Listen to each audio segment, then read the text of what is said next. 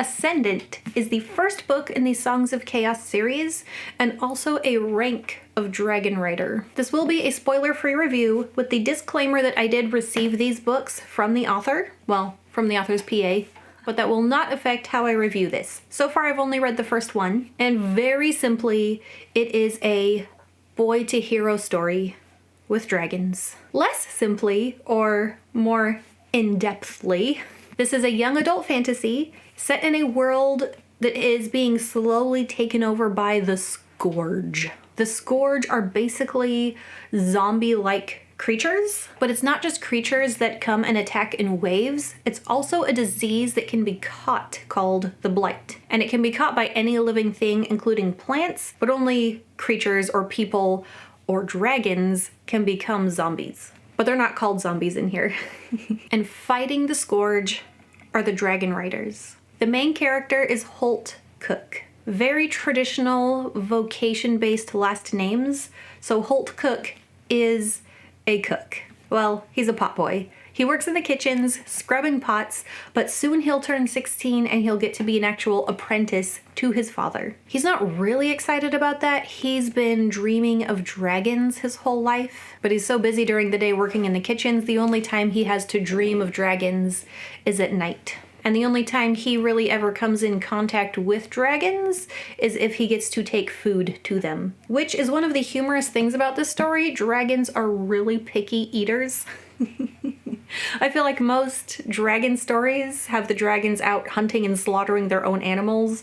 And in this one, the cooks have to make specially designed recipes that have been tested, and each type of dragon, they're kind of elemental, ice, fire, nature, and each of those different types of dragons has a different type of meat that it likes, and sometimes they change their minds and the cooks have to change the recipe. And because Holt is a cook, through the book he kind of makes cooking references because it's the part of life that he knows. So when he's learning something new, he'll be like, oh, it's like when you do this in the kitchen. And there is a strict caste system. Holt is a cook now, and he knows that he will always be one. There is no chance of ever breaking out. Only nobles get to even have the chance of trying to bond with a dragon. But also not royalty either. They don't want a conflict of interests between dragon riders and ruling countries.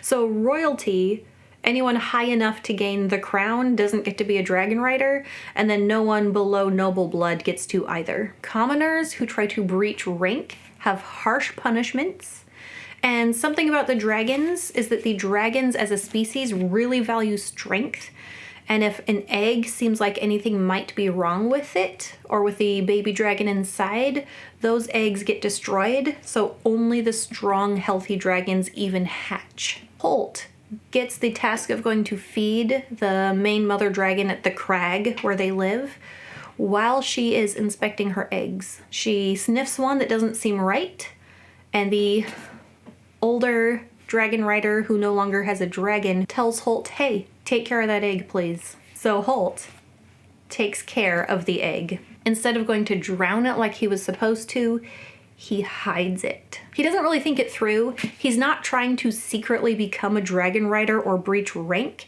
and something that's said about him often through the story is that he thinks too much with his heart. And in that moment, he couldn't stand to see a dragon egg destroyed. It didn't seem fair to him, so he thinks of it as having saved it. But, spoiler, is it really a spoiler if it's on the cover? The egg hatches and they bond. Oh, and also, I don't know if I would have said this, but it does seem like, is it a spoiler if it's on the cover? His dragon is blind, and that's why it was going to be discarded. It's seen as a weakness. The dragons don't want weak dragons, and so that is something that you would think would be a huge deal that they have to overcome. I didn't feel like it was as big of a deal as it could have been, or as big of a struggle for them to work around. It felt like the dragon's blindness was used more to explain why the other dragons would not have want him to hatch, rather than as something where the dragon and Holt really have to work together and learn to rely on each other. And I felt like there was a solution given a little too easily. Most of this story follows Holt another dragon rider and her dragon, and then another companion who's the older dragon rider who doesn't have his dragon anymore. Those three humans, 2 dragons. It mostly follows them on their journey, and it's very reminiscent of and inspired by Aragon by Christopher Paolini. That journey where they're trying to get from point A to point B, and there's a lot of training, lots of training sequences. Actually, maybe not that much. There's lots of training, having to figure out what his abilities are now. I felt like it was not a big character story. I felt like it took me a while to get the hang of who Holt was as a character. It took me a while to really care about him because I felt like it was more about the boy and the dragon and their journey than it was about the characters having to work together and grow and build their relationships and stuff. Also, if you've read the Dragon Riders of Pern, specifically the White Dragon, you might see some of those influences here as well. The magic is interesting. One of the things that Miller says about this story, he felt like oftentimes in Dragon Rider books, the humans get all the benefits, and why would a dragon bond with a human when it's the human who gains and there's not much for the dragon? So in this, he wanted his magic system to benefit both. So if a dragon bonds a human, there's a way for the dragon's power to grow more, and I thought that was really cool.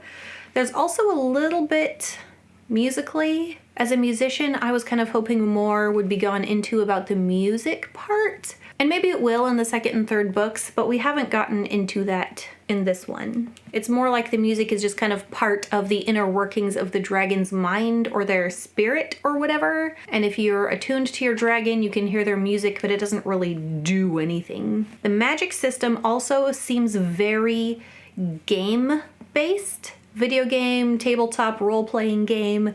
Characters can rank. They learn named abilities. In fact, it even went so far into like a quarter of the dragon's power kind of stats. I'm not a big gamer. I've played a couple of D&D campaigns, just enough that I was able to recognize the influence on the gaming system. Speaking of which, Miller has developed a D&D campaign based on his world, and I think there's characters you can choose from here.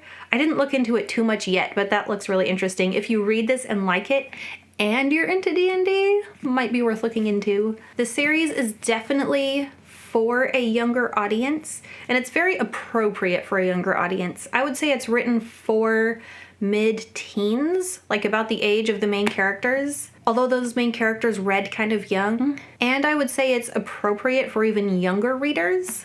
The only thing that might make it not as good for someone younger than like 10 to 12 years old is just that it's a bigger book.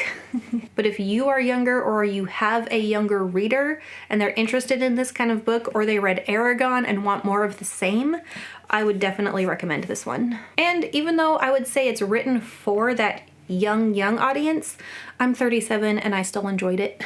Also, this series is complete. All 3 books are already out. So if you're wanting a whole series to get into, they're all there, plus a prequel novella. I say prequel. It's events that happened before this one, but I think you want to read it after this one because it might have spoilers for what happens here. Maybe. I didn't read it yet. It did feel like it took a few chapters too long to wrap up at the end. Nothing compared to like The Lord of the Rings or anything. And it was all important stuff. The main story wraps up, and then there's kind of some transitionary chapters that set you up for the next book. Overall, good solid dragon book, and I'll look forward to reading the rest of the series. And I hope if you try it, you enjoy it. Happy reading. Bye.